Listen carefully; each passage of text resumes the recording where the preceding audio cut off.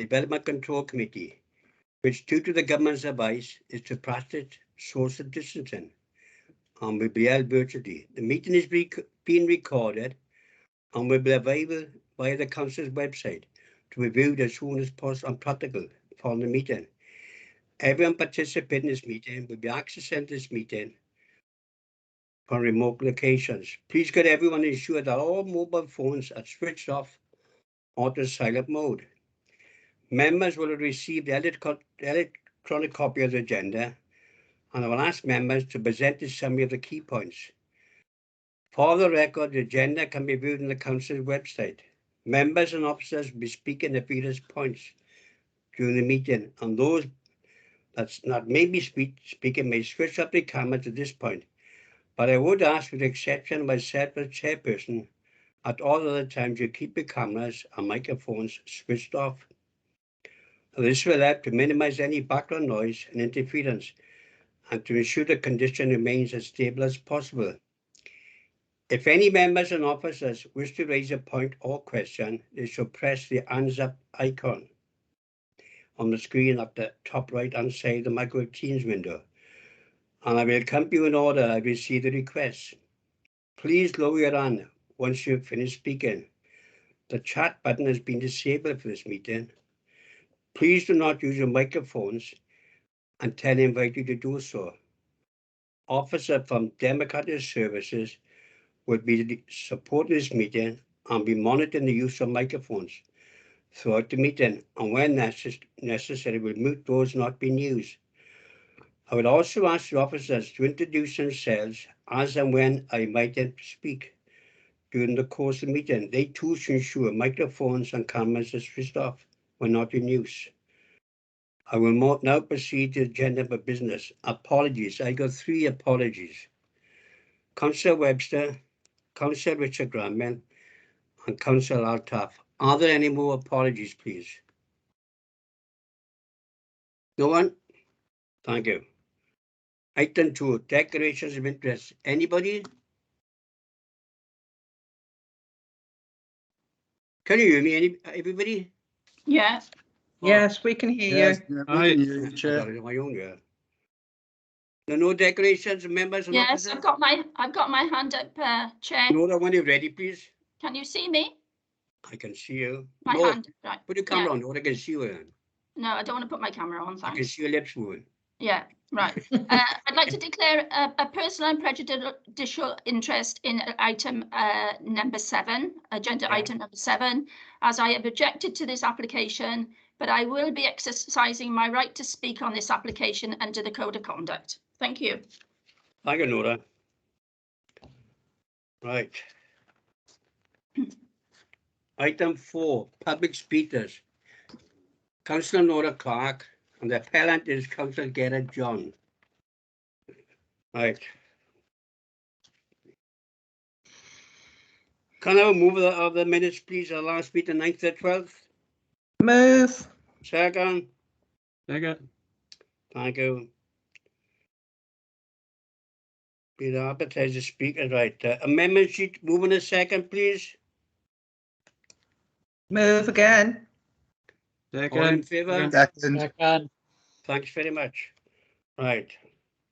Item 6, Development Control Committee guidelines. We all read that, didn't we? Item 7, Broad Oil Camping and Touring Park, Mole Lane, Porthcawl. Right. I can't see, everybody's cut off on the screen here.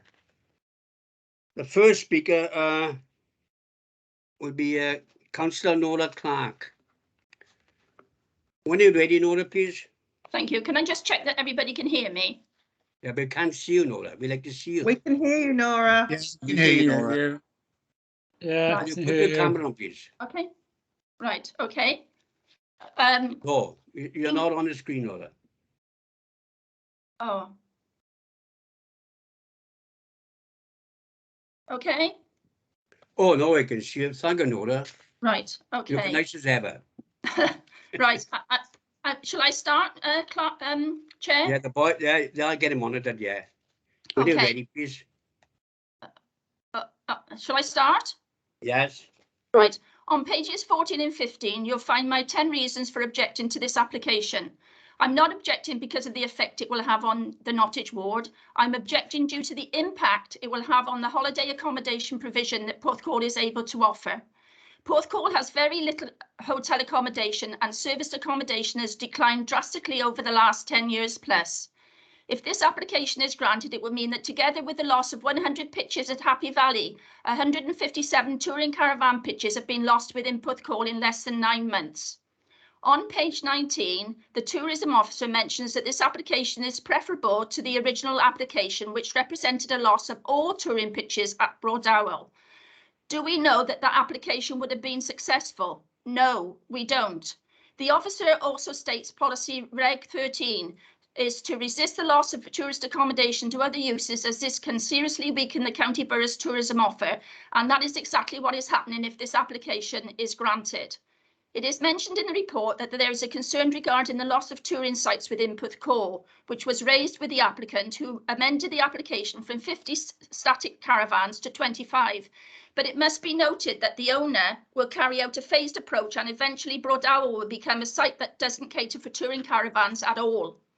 We are being told that there are 8 touring caravan sites within the county, which provide 442 touring caravan tent pitches. Figure 4 on page 20, however, shows that 540 touring tent pitches have already been lost to the county borough recently, and if this application is granted, 57 more will be lost. In total, 597 touring pitches will have been lost in the county.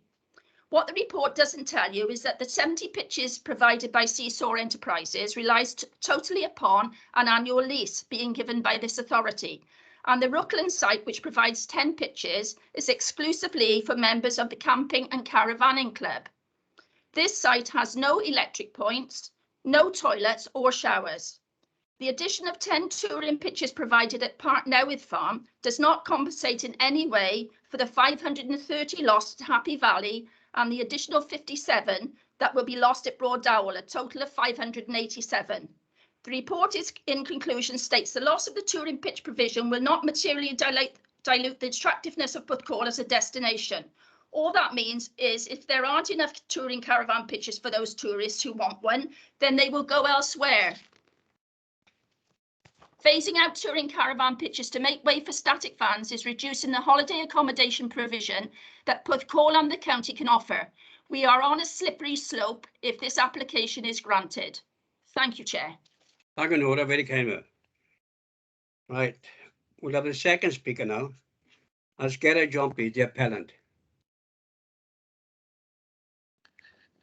Thank you, Chair. Thank you very much, Mr. John. When you're ready, please. Thank you very much. Good afternoon, members, and thanks for the opportunity to address you today. As the recommendation before you is one for approval, I'll keep this brief. For absolute clarity and mindful that your officers have set this out clearly in the report, if approved, the total number of units that will occupy the site will be 93, which comprises of the 25 static units proposed, plus 68 retained touring pitches. As your Economic Development Tourism Officer sets out, this proposal is preferable to the original submission, which represented a loss of all touring pitches, such that it alleviates concerns to the extent that they do not object to the proposal. In addition to the change of unit types, the scheme proposals include ecological and landscape enhancements on the site, which present betterment to the existing position. Importantly, the proposals will create 2 additional full-time jobs at the site, aside from the considerable spend that such units will bring. As you'll see a note from your officer's detailed and comprehensive report, no objections to the scheme have been received from your Transportation Officer Highways, Land Drainage Officer, Destination and Countryside Manager Ecology, Welsh Water Development Services, Shared Regulatory Services, and importantly, your Economic Development Tourism Officer. Your officer report sets out at the end of each material consideration section that the proposed development, subject of course to conditions, raises no policy objection in principle, will not have a significant adverse impact on the provision of types of accommodation within Porthcawl, not least given the existing provision for tourism pitches in the area. is not considered to have a significantly adverse visual impact on the character and appearance of the location, will not have a significant adverse impact on residential amenity of neighbouring properties, will not have a detrimental impact on local highway network, indeed a considerable betterment, is acceptable in drainage terms, is acceptable in landscape proposal terms, and results in no significant adverse residual impacts on biodiversity, not least, of course, given the nature of the development and the existing use as a caravan and camping park. So to conclude, and consistent with your officer's recommendations and the detailed assessment set out, the development is considered to be wholly policy and technically compliant. On this basis, I respectfully urge you to approve the development in line with the recommendation of officers. Thank you very much for your time. Thank you, Mr. John. Right, I'll go to members now, please. Can I have a move in a second, please? Move the recommendation. Second. Thank you very much. Chair, can I just ask, obviously I've got to leave now, apparently. No, Right. you could stay here I thought I got to until we leave. make a decision, and then No, you're going to leave before. I was told by Rod that I would have to leave. Is that right, Mark? I'll let the legal officer come in now. Thank you, Nora. 1 second, please. Jane, you're on mute. You're on mute. I can confirm that Councillor Clark will need to leave the meeting before the debate commences. So she can stay now until we debate it. Yeah, Is well, that right, isn't it? it's going to be debated now. But can I ask, does the appellant leave as well? Yes, both of you got to leave. Yes. I'm going to call you Okay. back in. Mark will Okay. call you back in then. Thank you. All right, Jane? Yes, yes. Thank you very much. You tell me when you're left now and I can carry on then. All right? Thank you. Yeah, Councillor Clark has now left, Mr. John? and I think Mr. John is still here. He's just Yes, sorry, Ola. To clarify, am I to leave the meeting at this? You can leave and come back when we make a decision. All right? Right. Is Okay. that right, Andrew? Is that- Can I just come in, Chair? Jonathan, please. I think that the reason that Councillor Clark has left the meeting is that she is a member of the Development Control Committee and therefore can't take part in the debate. I think that's the key reason. I'm not too sure whether, when it comes to the applicant's agent, whether the applicant agent is to leave. I think perhaps the legal officer can clarify that position. But normally, if this was in the council chamber, You sit then in the back, wouldn't you? then that the agent or the applicant would still sit through the debate. But the reason that Councillor Clark is out of the meeting is because of she is actually a member of DC committee as well. But I'll defer to the legal officer in this particular She's coming out. instance. Jane, please. Thank you, Jonathan. Yes, I can confirm that's correct, yes. Well, you can stay there, Mr. John. Thank you all. Sorry, Thanks for sorry, clarifying Chair. that. Can I just also say perhaps for the record, my name is Jonathan Parsons, the Group Manager of Planning and Development Services. But could I think Councillor Clark has left the meeting on the understanding that the agent wouldn't be in attendance. Is it possible that a message could get to Councillor Clark to say that it's been confirmed that the agent can actually stay? I wouldn't want to Councillor Clark come back in and not be aware of that situation. If that's possible? Mark, can you go to Nora, please? Yes, Chair, I can email Councillor Clark that She can information. come back Yeah. in then. And then we'll Thank you call very her back in when the decision's been made, Chair. All right. And now ask the case officer, Edie, to present the proposal, please. When you're ready. Thank you, Chair. Good afternoon, members. For the purpose of the recording, my name is Hayley Kemp, Principal Planning Officer. The application seeks full planning permission for the siting of 25 static caravans, associated infrastructure, ecological and landscape enhancements, and the retention of 68 touring pitches, resulting in 93 total number of units and a reduction of 57 touring pitches at Broad Owl Camping and Touring Park, Moor Lane, Porthcawl. Members are advised that the initial application submitted in 2020 proposed a change of use of 125 touring caravans to 50 static caravans, with associated infrastructure, improvements and ecological mitigation and enhancements. Following a number of concerns raised by the local authority regarding the loss of touring pitches at the site and highway safety concerns, an amended scheme was submitted in May 2021, which proposed a change of use of 25 touring caravans to 25 static caravans, with the retention of 68 touring pitches at the site, supported by an amended transport statement. Following further review of the application, concerns were raised by the local planning authority regarding the accuracy of the original description of the development when compared with the proposed details and plans.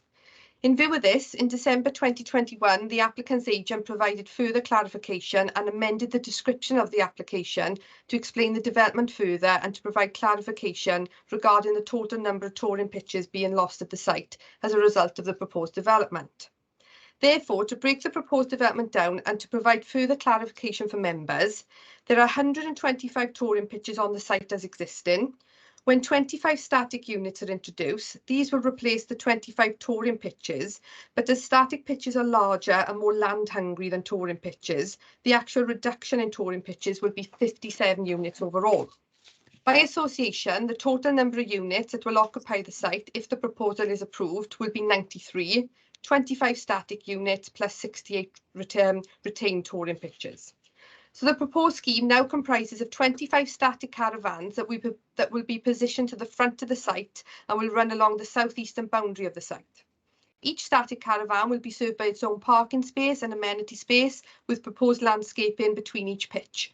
The rest of the site will be retained for touring pitches as existing. The application also proposes ecological and landscape enhancements, such as the planting of new trees and shrubs, creation of a wildlife garden and enhancements of existing boundaries. Objections have been received by the local ward member, town council and local residents regarding concerns to the loss of the number of touring pitches and reduction in the variety of tourist accommodation that Porthcawl has to offer, as well as the impact of noise within the site being used for all year-round use. With regard to the principle of the application, the proposed development is considered to accord with policies EMV1, SP11 and Reg 12 of the LDP when considering the current use of the site as a caravan and camping park. With regard to the loss of the number of touring pitches on the site, the Council's tourism officer has stated that whilst concerns are raised regarding the loss of 57 touring pitches at the site, taking into consideration the original proposal for the loss of all the touring pitches on the site, this scheme as it stands is preferable, providing a phased approach to reduce the number of touring pitches would be adopted to allow the supply of touring pitches elsewhere in the locality to adjust accordingly to meet displaced demand. In view of this, Condition 2 has been attached to the consent, requesting a detailed and robust phasing plan to be submitted and agreed by the local authority and to include a timetable for the phased implementation of the static caravans on the site. Therefore, in view of the above, the loss of 57 touring pitches is not considered to have a significant adverse impact on the provision of accommodation in Porthcawl, subject to the phasing condition, and especially taking into consideration the existing touring pitch provision in Porthcawl, which is summarised in Figure 4 of the officer's report. In terms of visual impact, it is considered that the proposed development will have minimal impact due to the similar design and nature of the site as a caravan park. With regard to the impact on neighbouring amenities, the proposed static caravans will be sited towards the entrance of the site and set away from the boundaries with the existing residential properties. There will also be enhanced landscaping located on the boundaries, and due to the current use of the site as a caravan and camping park, the proposed development is not considered to have a significant adverse impact on the existing amenities of the neighbouring properties. The existing site and the proposed static caravans will also operate under the current licence and will only be occupied from the 1st of March to the 1st of November, and a condition has been attached to secure this.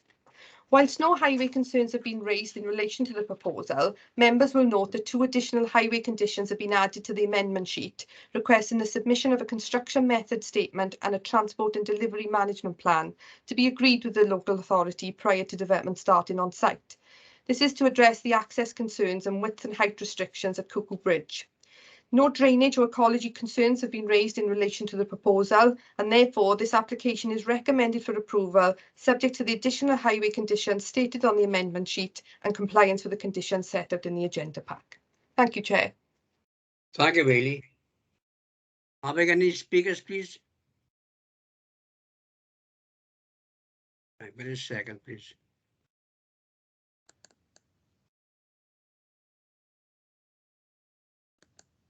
Councillor Watts, please. Yes, thank you, Chair. Just switching the camera on. Yes, thank you. It's a straightforward question. Hayley has, I think, may have covered it, but I just want clarification. It's on the current licence from the 1st of March to the 1st of November, applying to the static caravans. Is that licence? Does that apply that same restriction to the touring caravans? In other words, is the site closed entirely between November and March? Thank you. Hayley, please. Thank you, Councillor. Yes, as I said in my presentation, the static caravans will be covered by the current site licence that will run between the 1st of March and the 1st of November. And condition 4, I believe, condition 4 on the consent ensures that takes place as well. Yes, Okay. but my question is, Chair, does that same restriction apply to the touring caravans? That same date restriction? From a planning perspective, the condition is there to safeguard that side of it. However, there is a separate process that they'll have to apply for a site licence, I believe, with shared regulatory services. So sorry, I know maybe I'm being a bit pedantic, but so does that mean from November, when the site closes for static vans, touring caravans can still visit? No, the site licence is, sorry, Councillor, that the site will only be occupied by both touring caravans and static caravans from the 1st of March to the 1st of November. Thank you. That's the answer. Thank you very much. Thank you, Councillor.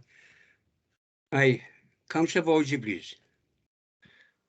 Couldn't resist a couple of questions. I guess one follows on from Ken's question about the 6 months that the site is open. Is there a limit on the number of days or weeks someone can use a static caravan without a break? So could they realistically move in on day 1 and move out on, 180 odd days later, or is there like a maximum period of like 28 days of occupancy, so to avoid it becoming residential as opposed to static? Question for highways. Obviously, with the reduction in touring caravans and the number of movements, will that have a material impact on highway use? There were a couple of points raised regarding the number of touring pitches versus static pitches. I'm not quite sure whether this is material planning, but surely market forces determine what people want, and we're looking at an application for static caravans and have to judge it on that basis. So whilst it may or may not be relevant, the number of touring pitches, I think we really have to just hone in on this application. Thank you. Thank you, Councillor. Councillor Sturman, please. We'll come back to all the questions now. Thank you, Chair. Reading just below figure 4, I note that there are 2,669 static caravan pitches within Bridgend County Borough Council, but currently only 337 touring pitches. Now, we know that, well, I'm sorry, we've got bad network quality, but we'll see how we go. We know that the use of motor caravans and touring caravans is definitely on the increase. People are choosing to take their holidays in the UK, and for that reason I would question whether this is perhaps even the thin end of the wedge, and if eventually all of these sites will be turned into static pitches.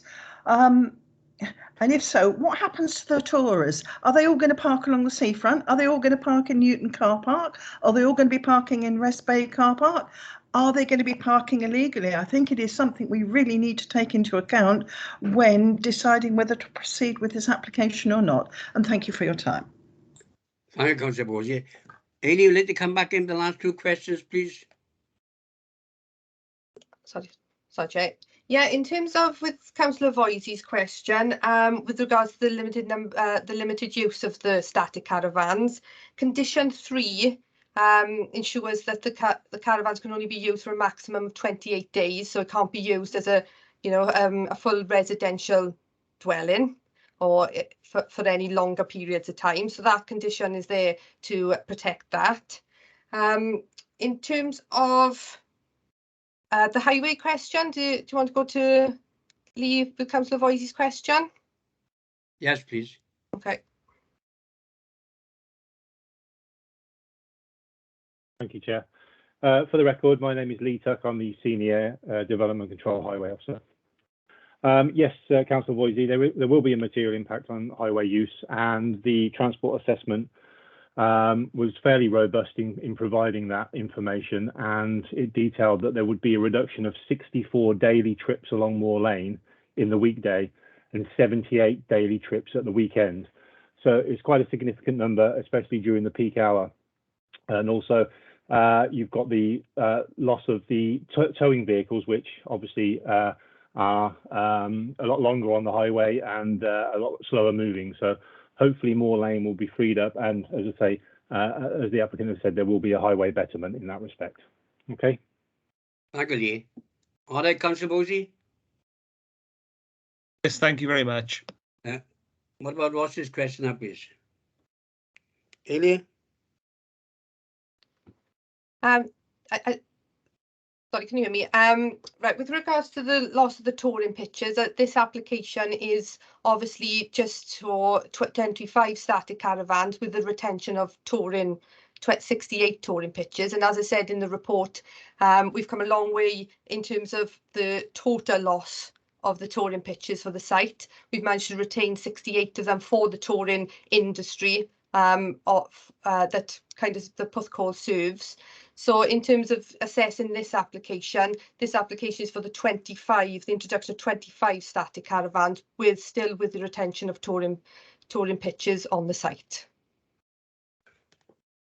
All right, Councillor Sturman. Yeah, it's sort of, I understand what the application is for, but I am concerned about the loss of the 25 pitches, and I would just like that noted. Thank you. Thank you very much. Councillor John Spancic, please. Thank you, Chair. While I agree with the report and the direction of travel of the officer's recommendation, I think it'd be remiss if I didn't just note my concern about the loss of touring caravan and not the seasonal pit, the touring caravan pitches, purely on the basis that the world has changed in the last 18 months, 2 years, and there is a growth in staycations and a growth in touring caravans, a growth in people using motorhomes and camper vans. I do feel we are missing that element at the part in this report. It is perhaps not taking account of the last 18 months and the changing world we now live in. Thank you, Mr. Mayor. Councillor, you put your hand back up? I have actually, just to make a comment on. Yeah. Thank you. I take Councillor Spanswick's point about, we see in the media and everything about demand for touring pitches, but that's not what this application is about. And also, at the end of the day, it's market forces. If the site was wanting more touring pitches to capitalise on that, they'd be adding more touring pitches, not taking them out. So I just feel that that's not really relevant to this application that's in front of us. Thank you, Councillor Voisey. John, do you want to come in? Chair, if I could come in, please. Thanks, Chair. I think the points have been raised by the members on the loss of the touring pitches are quite valid, as obviously there is concern, and this concern was also raised by the local member as well. I think we as officers, obviously we've got policies in our development plan that seek to protect service accommodation and tourism in general in our areas. And with this in mind, we did spend some time consulting with our tourism officer and the information that the officers provided is been outlined in the report. There isn't a great deal of concern about the loss of the pitches, but as pointed out, that does mean that there is perhaps a reduction in the overall provision within the county borough. I would point out, however, that it is open to any caravan park operator to increase tourism pitches if the demand is there. And similarly with this particular development, which is only a relatively recent application, and it is post-COVID, I believe, that the application was submitted, and in the future that the demand is for tourism pitches, and then we could consider an alteration again to the layout of the site. And also, I also given to understand as well that there are other pitches available through caravan associations that could be utilised in the area as well, and they have got their own separate legislation and permitted development rights. So I think the points that are raised are very valid. I would like to assure members that we have taken those points into consideration as part of the preparation of the report, and the recommendation that is before you is taking all those matters well and truly into account. But I recognise the concerns raised by members, but hopefully the information we've put in the report, as well as the consultations we've undertaken, can provide some comfort there. But the other thing, Chair, just to sum up, is that we would consider any planning application in the future for touring pitches on these sites. Thank you, Jonathan. I got no more speakers. I've had the mover and a seconder. All in favour of the recommendation? Aye. Aye. It's gone forward. Thank you very much. Right. Could have been the councillor back in, please, Nora, and the appellant. Yes, I've sent the request to Councillor Clark for her to rejoin.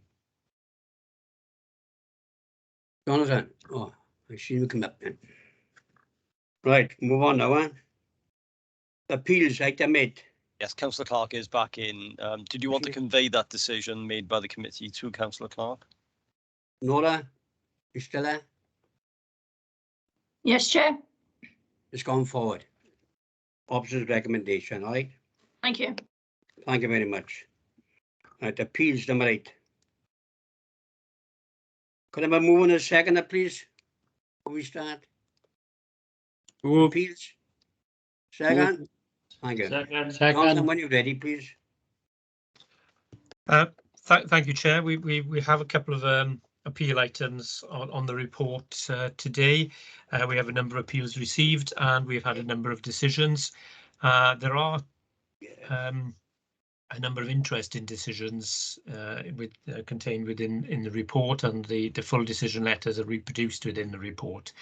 The one that I would wish to draw attention to members is the proposal by Aldi for the My Steak store to extend the hours of delivery, and members may recall that we had some debate over this in committee some time ago, and the recommendation by officers was to approve the amended hours on a temporary basis. Members did not agree with our recommendation and sought to refuse consent. The matter went to an appeal, and in this case the inspector dismissed the appeal. Now the important part here, apart from the fact that this was against an officer recommendation, which we don't have many, but we have had such cases in the past.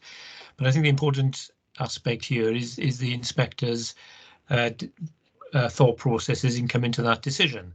And whilst he recognised that the amended hours would be for a temporary trial period, his view was that, well, if there was any potential risk to amenity, then the default position should be to refuse planning consent and not seek the temporary amendment, a temporary change.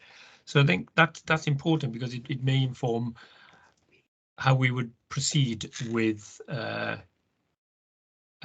such temporary measures in the future. I would also sort of caveat this by saying this is only one inspector's opinion. This isn't necessarily a complete change in policy, but it does give us some sort of pause for thought then if we were to recommend anything with a similar sort of temporary condition attached. Because the default position, if there is a risk to amenity, it should be for refusal. And I'm not going to say that that's going to be the case every time, and each application will be dealt with on its merits, but it does provide an alternative view on how these types of applications are considered. So well done to the members that fought that appeal case. There was limited input from officers on that, as per our normal protocols, but the members put the point across quite well, and the inspector went along with that. So well done. The other decision that's of slight interest is there's one for a domestic extension, and that was our appeal was allowed, so against the council's case, and this one's mainly to do with residential amenity and the potential for overlooking into adjoining properties. And in this case, the inspector had regard to our supplementary planning guidance on residential development and set that aside on the basis that the overlooking wasn't direct, it was at an angle, and it wasn't sufficient enough to warrant refusal. So again, this is something we may want to look at in our when we revise our planning guidance for residential developments, and to look at whether the current policies are need altering or further clarification on that point. But again, interesting decision by the inspector. Quite happy to take any questions on that, Chair, and any of the other appeal decisions that are on the agenda. Councillor Clark, Jonathan, and I got Councillor Spanzik. Councillor Clark first, please. Yes, thank you, Chair. Basically, the two that have been dismissed on page 34, the appellant was Mr. Kalik. Can I say how pleased I was to see that the inspector dismissed these two appeals? Not only was I delighted, I can tell you that the residents of Jubilee Gardens were delighted as well. And I was very pleased to see that the inspector recognised the problem of trying to access the A4229 from that area, because the A4229 is particularly busy at all times, and he did make a reference to that in his letter. Thank you. Oh, also, I did thank the staff. I have thanked the staff for the work that they've done on them, because I know they must be quite onerous when you put in for into the inspector. So I have personally thanked them for that. Thank you very much, Nora. Councillor Spanzik, please. Thank you, Chair. In relation to the inspector's decision on the Aldi case, and thanks, Jonathan, for explaining the situation there. And our amendment sheet today does clarify, because I was a bit confused earlier, because the report says it was allowed, and it's clear the inspector dismissed, which is good to hear that the inspector on this occasion, and there are few and far between where we go against officer's recommendation, but the inspector did agree with members on this occasion. And I think there's two things come from that. One is I would hope that all members are not put off in the future, because sometimes there are debates, and we do get rightly told by officers if it goes to appeal there could be cost of that. And I know there have been members in the past who has changed their decision making process because they're almost fearful of what could happen by an appeal. But you know, democracy needs to take place. But what I would think would be really useful is post May this year, wherever the new councillors are and wherever the new members of the Development Control Committee are, maybe some examples of this could be used in training just to show how things sometimes can go complete circle with the way an inspector thinks and does on occasion think along similar lines to the way the members were. And it's not saying, you know, members are always right, officers are not always right. We can all get it wrong, and we can all get it. But it's a good example, I think, this time out, because it was temporary. Because temporary, quite often when it is temporary, it does end up leading to permanency. And I think this is a good example for a future training for the new DC committee post made this year. Thank you. Thank you, Mr. Mayor. Yep. Right, before we go forward now. I can come in on there again, Chair. It would be a good example to use. Just for you all to be aware that there will be a new member training post-election. We have got an organisation lined up to deliver that training. It's going to come from outside. Obviously, officers will be there as well, so it will be. It will be led by Planning Aid Wales. I believe they've been chosen to provide that training, and this is something we could probably pass on to them as to use as an example if necessary. And again, just to sort of reiterate the comments that this is one inspector's decision. It could, if it was a different inspector, it might have had a completely different decision. But it does provide an alternative viewpoint on how we approach these issues in the future, and it does give us pause for thought on how we may do this in future decisions. So it's quite a useful decision in that respect, and it's quite useful to see some alternative method of reasoning with on this appeal. So yeah, it is quite interesting. Thank you, Jonathan. There's a new date I got here, they're putting in your diary. It's the 17th of February. Special meeting for the Metrolink in Porthcawl and the Tennis Academy. So it's the 17th of February, please. Right, the last item now is training log. Jonathan, please. Thank you, Chair. Those that attended the training session yesterday on our mineral sites, I thought it was quite an interesting training session. I learned a few things myself. Hopefully, members found that interesting as well. It is a big part of what we do, although we don't often bring mineral matters through to committee, and I don't think we've done so. For many years, we've not actually needed to, but it is a big part of what the planning authority does. So it's quite interesting to hear a little bit about that.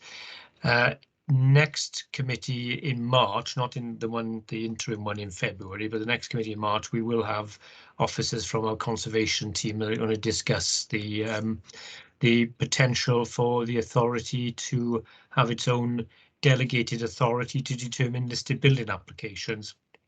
As members may be aware that currently we only make recommendations on listed buildings. Proposals and the decisions are actually made by CADU, or they have to be referred to CADU before we can actually determine them. But under the Welsh Government scheme, we are able to actually make those determinations, some of those applications ourselves, which would obviously speed up the decision-making process when it comes to heritage development. So we'll have officers to come in to give members a training session on that. There will be a report on this in committee as well, and for information, and I believe ultimately the decision will probably rest with Cabinet or Council as to whether we go forward with that delegated authority. So quite another interesting topic for members next time. Thanks. Thank you, Jonathan. I got no more business. Thank you very much all, and take care and stay safe. Thank you. Bye. Best wishes, everyone. Bye. Thank you. Thank you very much. Bye. Thank you, Chair. Yes.